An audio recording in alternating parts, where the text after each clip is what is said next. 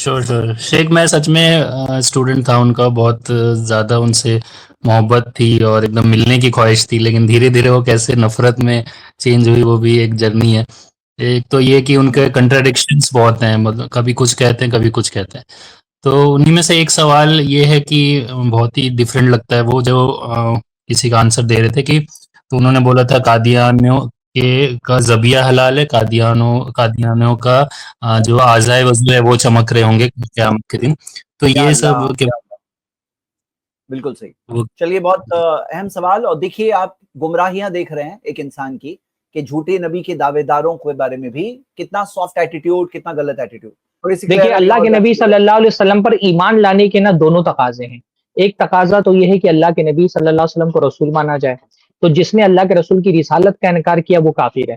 और दूसरा तकाजा ये है कि अल्लाह के रसूल को खातिमुर रसूल, खातिमुर रसुल और खातिमुल अंबिया माना जाए, कि अल्लाह के नबी सल्लल्लाहु अलैहि वसल्लम ये खातमुल अंबिया हैं। अल्लाह के नबी सल्लल्लाहु अलैहि वसल्लम ने मोहर लगा दी, खातम असल में कहते हैं अंगूठी को, और पहले जमाने में मोहर लगाने के लिए अंगूठी का इस्तेमाल होता था। तो क्या होता है ना, जब एक खत को सील कर दिया जाता है ना, तो फिर उस पर एक मोहर लगा दी जाती है कि अब इसमें से ना कुछ निकलेगा, ना इसके अंदर कुछ दाखिल होगा। तो अल्लाह के नबी सल्लल्लाहु अलैहि वसल्लम खातमुल अंबिया है, खातमुल मुरसलीन है। अल्लाह के नबी सल्लल्लाहु अलैहि वसल्लम ने नबूवत के सिलसिले पर मोहर लगा दी है। अब अगर कोई जैसे अल्लाह के नबी सल्लल्लाहु अलैहि वसल्लम की रिसालत करने वाला आदमी इस्लाम से खारिज और काफिर है, वैसे ही अल्लाह के नबी सल्लल्लाहु अलैहि वसल्लम की रिसालत के बाद किसी के लिए रिसालत का दावा करने वाला भी काफिर है, इस्लाम से खारिज है। और इसलिए जो कादियानी हैं वो इस्लाम से खारिज हैं, काफिर असली हैं, उनके हाथ का ज़बीहा हलाल नहीं है, उनसे निकाह जायज़ नहीं है, उनका हुक्म वही है जो अल्लाह के नबी सल्लल्लाहु अलैहि वसल्लम की रिसालत का इनकार करने वाले का हुक्म है, और सारे कुफ़ार का हुक्म है। अब इन कुफ़ार में अल्लाह के नबी सल्लल्लाहु अलैहि वसल्लम ने सिर्फ अहले किताब को इस्तिस्ना दिया है कि उनके हाथ का ज़बीहा खाया जा सकता है। तो अल्लाह के नबी सल्लल्लाहु अलैहि वसल्लम ने क्योंकि अहले किताब को इस्तिस्ना दिया है, उनको एक्सेप्शन दिया है, तो लिहाजा उनके हाथ का ज़बीहा खाया जा सकता है। अगर कोई कहता है कि अल्लाह के नबी सल्लल्लाहु अलैहि वसल्लम की रिसालत के बाद किसी की रिसालत का इकरार करने वाला भी उस एक्सेप्शन में शामिल है, तो उसको दलील देनी पड़ेगी, वरना तो ये बगैर दलील की बात हो जाएगी। यानी जी, ये शिकायत चीज से जो कादियानियों की तकफीर का मसला है, ऐसा भी नहीं है कि कुछ लोगों का फहम खाली है, यानी जो ये फहम है उनकी तकफीर का, इस फहम पर इजमा भी है।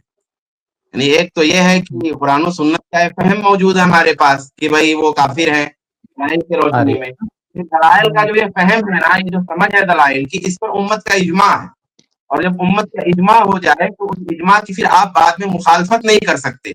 और इजमा के बारे में मतलब उसूलियीन का बहुत मशहूर मौक़िफ़ है कि वो फी अस्र मिनल उसूर, ये अस्र मिनल उसूर बाद अहदिन नबी सल्लल्लाहु अलैहि वसल्लम, कि नबी सल्लल्लाहु अलैहि वसल्लम के ज़माने के बाद किसी भी ज़माने में अगर हो जाता है इजमा, तो फिर ये माना जाएगा। ये और बात है कि बाद के ज़मानों में इजमा ज़रा इस तरह से कम होता है, लेकिन कादियानियों के मसले में उम्मत का इजमा हुआ।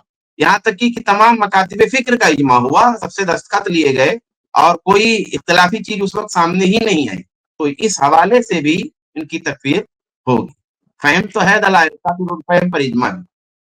मिर्ज़ा अली इंजीनियर का असल में एक बड़ा मसला ये है ना कि वो हर मसले में उम्मत के खिलाफ जाकर के महाज पे खड़ा होता है। हर महाज पे जहाँ उम्मत होगी ना, वहाँ उम्मत के मुकाबले में जाकर के खड़ा हो जाएगा। किसी भी मसले में आप उठा करके देख लें, जो कौमी मसाइल है ना, पूरी उम्मत एक तरफ रहेगी, ये बंदा दूसरी तरफ रहेगा। जब ऐसे मामलात आते हैं कि लिबरल्स के खिलाफ सारी उम्मत एक तरफ मुत्तहिद हो जा रही है, तो ये उसके खिलाफ जाकर के लिबरल्स को सपोर्ट करेगा। जब सारी उम्मत कादियानी के खिलाफ खड़ी हो जाएगी, तो ये जाकर के कादियानी को सपोर्ट करेगा। अभी बीच में मैंने देखा कि ये एलजीबीटीक्यू के मसले में जो है ना, वो है उनकी राइट्स की और उनकी हिमायत की बातें कर रहा है। तो ये अल्लाह के नबी सल्लल्लाहु अलैहि वसल्लम के ज़माने में जो है ना, वो आप देखें इस फ़लस्तीन इसराइल का मसला, जब पूरी उम्मत फ़लस्तीन के दर्द में मुब्तला है, तो ये इसराइल के हक में बातें कर रहा है। ये जो है वो एरन डोम को हफिज़हुल्लाह बोल रहे हैं। तो आप ये देखेंगे ख़ास एक नफ्सियात जो मिर्ज़ा अली इंजीनियर की है ना, इस किस्म के लोग जो बाकायदा दीनी इल्म में गहराई रख करके मैदान में नहीं आते, बस यहाँ वहाँ की 4 किताबें पढ़ ली और अब वो उलमा की बराबरी करना चाहते हैं ना, उनको हुब्बुज़ ज़ुहूर बहुत होता है, अपने आप को ज़ाहिर करना, अपने आप को नुमायाँ करना लोगों के बीच में।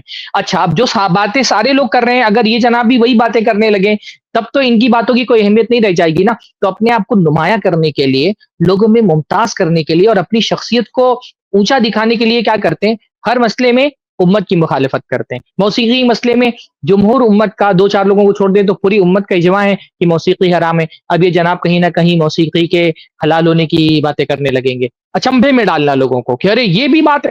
پھر اس کے بعد جو ان کے فالوورز ہوتے کہتے ہیں ارے دیکھو یہ چیزیں تھی جو علماء نے چھپا کر کے رکھی تھیں اور کر کے مرزا علی انجینئر بیان کر رہا ہے. یہ شاذ باتیں ڈھونڈ ڈان کر کے فقہ کی کتابوں سے اٹھا کر کے لا کر کے بیان کرتا ہے تاکہ اس کی شخصیت جو ہے نا وہ نمایاں ہو.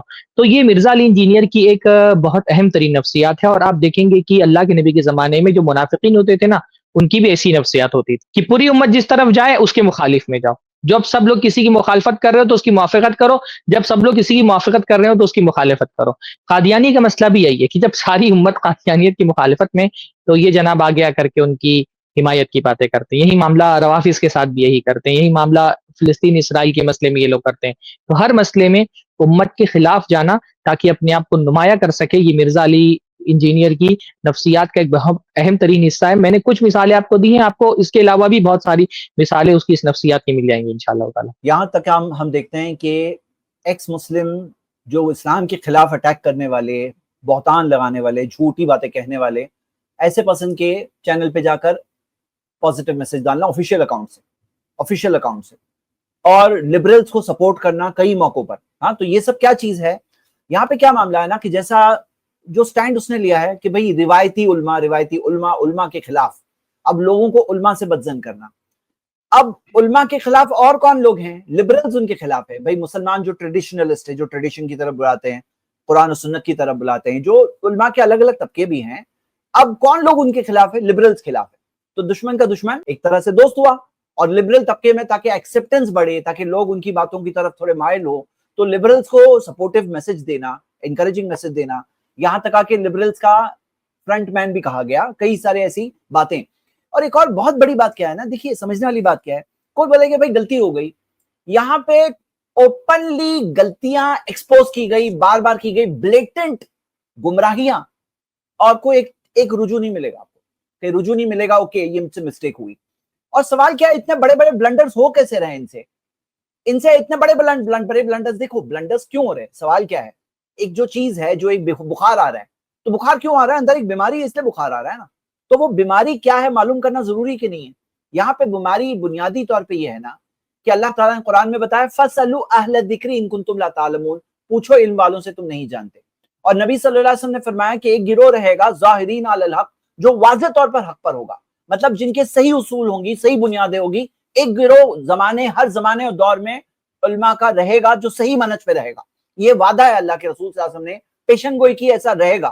اب کیا معاملہ ہے کہ اگر علماء سے ربط ہو تو کریکشن ہو جاتا ہے, اپنے آپ کو سدھار سکتے ہیں, ایک طرح سے انسولیشن ہو جاتا ہے, ایک طرح سے آدمی یہ ساری گمراہیوں سے بچ جاتا ہے. اور علماء بھی ایک دوسرے کی ہم دیکھتے ہیں کہ مددگار ہوتے ہیں, کہ کہیں کسی ایک عالم سے کسی مسئلے میں بھول ہو سکتی ہے, دوسرے علماء ہیں, اور اس وجہ سے ہمیں بات ملتی ہے. اب یہاں کیا معاملہ ہے کہ سارے علماء جتنے بھی فرقے ہیں سب کے سب غلط ہیں. جب سب غلط ہے تو پھر کیا ہوگا, کون صحیح بچ گیا؟ وہ خود صحیح بچ گئے. اور ہم جانتے ہیں کہ ان کا ایک ہڈن ایجنڈا بھی ہوتا ہے, جس طرح سے شیعہ کے سپورٹ کی باتیں, جو شیعوں کی زبانوں سے جو باتیں ہوتی ہے, جو ان کی باتیں ہوتی ہے, اس کی کئی مثالیں. تو کوئی چیز ہے وہ افرنٹ نہیں بتا رہے ہوتے ہیں, کوئی چیزیں ہیں جو یہاں پہ ایک ہڈن ایجنڈا رہتا ہے. تو یہاں پر ایک ہوتا ہے ظاہری معاملہ تو یہ ہے کہ وہ دنیا کے سارے علماء کے خلاف ہے. اب کیا کون بچا؟ وہ خود. اب وہ بولے کہ یہ کیا ہے, ان کے فالوورز کی ایک جماعت بن گئی ہے ایک طرح سے. اب کاش کے لوگوں کو دلائل کی روشنی میں دیکھیں, قرآن و حدیث کی روشنی میں دیکھیں, ساری جھوٹی باتیں ایکسپوز ہوگی. کتنا دبا کے, مطلب i+TV کے الحمدللہ ویڈیو کلپس میں اللہ کے احسان سے وہ جو ایک اعتراض کا بالکل بیٹ کیا گیا ہے. یعنی آپ دیکھو, اگر کھوٹا سکہ کوئی چلاتے ہوئے مل جائے تو یہ نہیں بول سکتے ہیں کہ اچھا کھوٹا سکہ کھوٹا ثابت ہو گیا. نہیں, کھوٹا سکہ تو کھوٹا ثابت ہوا ہی, وہ کھوٹا سکہ چلانے والا بھی کھوٹا ثابت ہوا. مطلب کیا؟ جب فیک دلائل رکھ کر کے صحابہ کے خلاف رضی اللہ عنہم ورضوا, اللہ تعالیٰ نے جن کے بارے میں کہا, فیک دلائل کی بنیاد پر صحابہ پہ جب الزام لگایا گیا, کیا ثابت ہوا آپ بتاؤ؟ فیک دلائل تو فیک ثابت ہوئے ہی, فیک دلائل چلانے والا بھی جھوٹا ثابت ہوا, کھوٹے سکے چلانے والا بھی مارکیٹ میں فیک ایکسپوز ہوا. یہاں پہ کیا ہو رہا ہے نا, پرابلم کیا ہے, لوگ اس میں یہ بات ہم لوگ ڈیبنک کر دیے. ارے بھائی اس نے اگر 100 باتیں کی ہے, 1000 باتیں کی ہے, تو ایک بات کو ایکسپوز کرنا ضروری نہیں ہے. اس کی کرنسی میں سے چند سیمپل کو ہم نے جھوٹا ثابت جب کر دیا, تو آپ سمجھ جاؤ نا, آپ سمجھ جاؤ کہ کیا اصلیت ہے. تو یہاں پر آپ کو ایسی ایسی مثالیں ملے گی کہ کتنی مثالیں آئی ہماری سٹریمز میں ہی، موضوع حدیثیں، موضوع گڑی ہوئی حدیثیں، ضعیف حدیثیں، ایجنڈا کو ثابت کرنے کے لیے، خود کے موقف کو ثابت کرنے کے لیے ڈبل سٹینڈرڈز. ایک ہوتا ہے کہو صحیح حدیثوں پہ چلو، صحیح حدیث، میں اس کا آرٹیکل دیکھ رہا تھا، بولے صحیح حدیث، اوتھینٹک صحیح حدیث کی روشنی میں. اچھا بھائی صحیح حدیث کو آپ اتنا مانتے ہو تو پھر آپ کیوں واضح طور پر جھوٹی حدیثیں کوٹ کرتے ہوئے ملے ہو؟ اور کوئی آ کے ثابت تو کرے. ہماری ویڈیوز منظر عام پر اتنے زمانے سے ہے، پوری پلے لسٹ بنا رکھے ہم نے علی مرزا کی. اس نے ایک ویڈیو کا جواب دیا ہے، اس کے کوئی ایک اسٹوڈنٹ نے جواب دیا ہے، اس نے جواب دیا ہے، کوئی یہاں پہ آ کے ڈیبیٹ کیا ہے، ہمارے ساتھ میں بات کیا ہے؟ نہیں کیا ہے.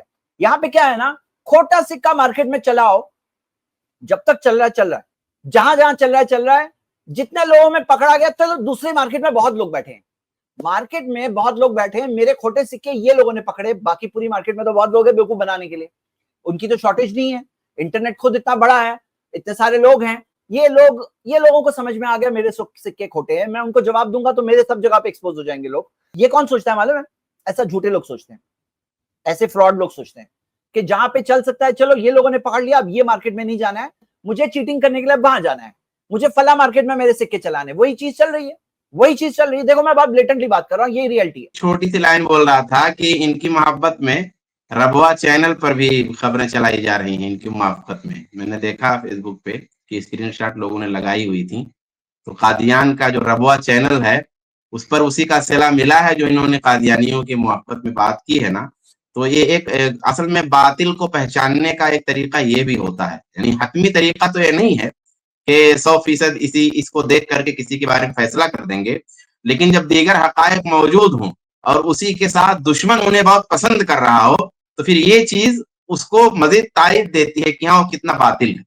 سوچو مسلم اور قادیانی کا ڈیبیٹ ہوتا ہے اور اس کے بعد میں علی مرزا کا کمنٹ آتا ہے قادیانی کی سپورٹ میں. سوچو کبھی اگر ایسا ریئلی بھی ہوا ہوتا، وہ ڈیبیٹ میں بھی مسلم ہی غالب تھے الحمدللہ، لیکن اگر ایسا ریئلی بھی ہوا ہوتا کہ اگر کوئی مسلم کا پیش کرنا کہیں کمزور ہوا تو کیا جا کے ہائی لائٹ کر کے اس کو سپورٹ کرنا یہ بنتا ہے؟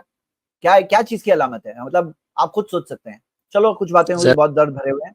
جی شیخ. انہوں نے یہ بھی بولا ہے زید بھائی کی ذلیل ہو گئے ڈیبیٹ میں مسلمس کو.